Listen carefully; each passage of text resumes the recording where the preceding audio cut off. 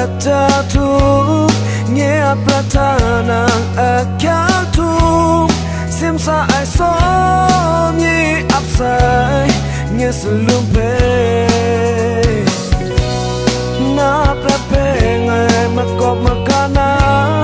na prape ngai manusia tanga simsa ai so ni upside na selum pe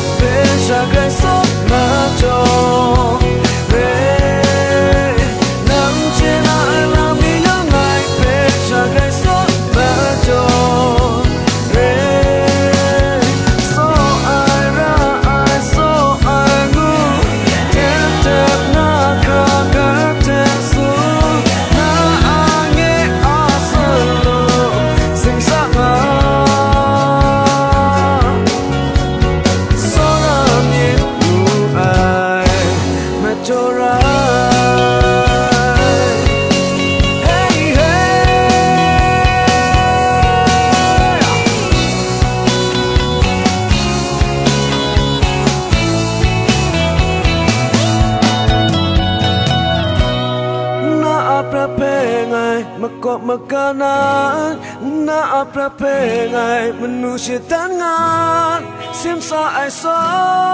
mi upside na selumpe seorang ibu